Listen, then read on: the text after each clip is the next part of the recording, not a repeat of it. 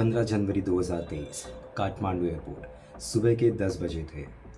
यति airline की उड़ान संख्या 691 और उसका क्रू अपनी काठमांडू से पोखरा की उड़ान के लिए तैयार हो रहा था। इस उड़ान की खास बात ये थी कि इस प्लेन को उड़ाने वाले दोनों ही पायलट कैप्टन थे। इस उड़ान के पायलट फ्लाइंग एक महिला थी जिनका लगभग 6400 घंटों का फ्लाइंग एक्सपीरियंस था और उन्होंने ATR पे 186 घंटे पूरे किए थे। और जो इस फ्लाइट के पायलट मॉनिटरिंग थे उनका 21,900 घंटों का एक्सपीरियंस था, जिसमें 3,300 घंटे उन्होंने ATR पे फ्लाई किया था। इस उड़ान से पहले इस सेम क्रू ने काठमांडू से पोखरा और पोखरा से काठमांडू की फ़्लाइट कंप्लीट की थी। अब इसमें ध्यान देने वाली बात ये है कि जब वो पोखरा उतरे थे तो उन्होंने रनवे 30 पे लैंडिंग की थी।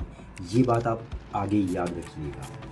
Now let's talk about Pokhara airport. Pokhara में दो एयरपोर्ट्स हैं, एक है डोमेस्टिक एयरपोर्ट और दूसरा है इंटरनेशनल एयरपोर्ट। जब ये इंसिडेंट हुआ था उस समय इंटरनेशनल एयरपोर्ट न्यूली ओपन हुआ था।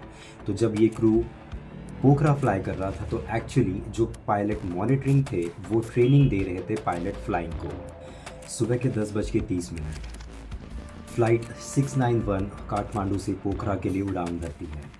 इस फ्लाइट का टेक ऑफ, क्रूज़ और डिसेंट एक नॉर्मल फ़्लाइट की तरह होता है।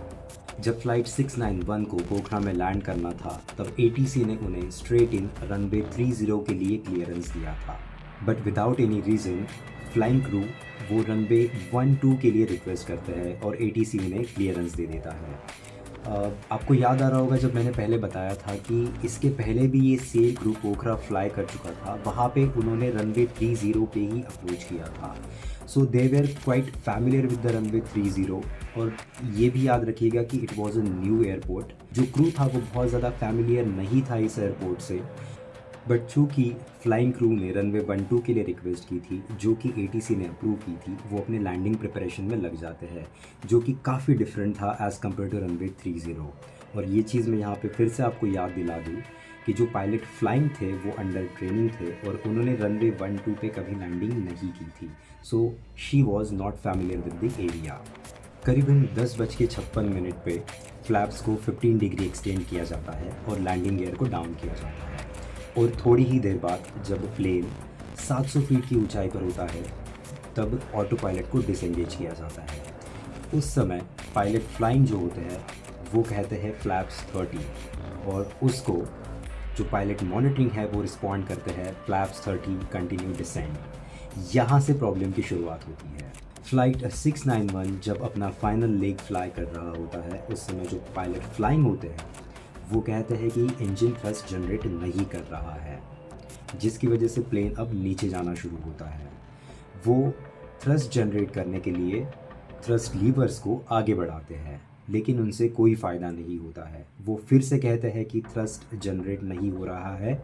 जब पायलट फ्लाइंग को लगा कि वो अभी एयरक्राफ्ट को कंट्रोल नहीं कर पा रहे थे, उन्होंने जो पायलट मॉनिटरिंग थे, जो मेल पायलट थे और जो कि इंस्ट्रक्टर थे, उनको कंट्रोल सौंप दिए। अब जो पायलट मॉनिटरिंग थे पहले वो अभी पायलट फ्लाइंग हो गए, लेकिन ज़मीन से 300 फीट ऊपर प्लेन का एंगल ऑफ अटैक काफ़ी बढ़ जाता है और प्लेन 30 डिग्री से भी ज़्यादा टर्न हो जाता है।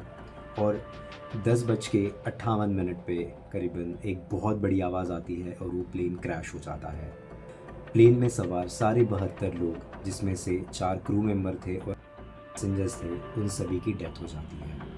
चूँकि प्लेन थोड़ा आइसोलेटेड जगह पे गिरा था तो राह चलते इंसान या फिर किसी भी बिल्डिंग को कोई नुकसान नहीं होता है।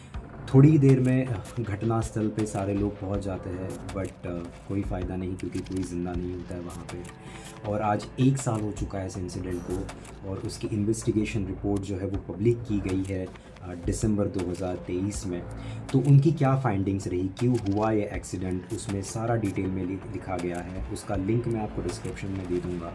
बट अगर उसको समराइज़ करें तो अभी आपको याद होगा जब प्लेन थोड़ा ही ऊपर था, जब ऑटो पायलट डिसएंगेज किया गया था, फ्लैप 30 कॉल आउट किया गया था पायलट फ्लाइंग द्वारा और उसको रिस्पॉन्ड किया गया था flap 30 continue descent by pilot monitoring. तो एक्चुअली में उस समय पे फ्लैप लीवर को हाथ लगाया ही नहीं गया था। Instead of flap lever condition levers को फेदर पोजीशन में मूव किया गया था। जब कंडीशन लीवर फेदर पोजीशन में होते हैं तो इंजन थ्रस्ट जनरेट नहीं करता।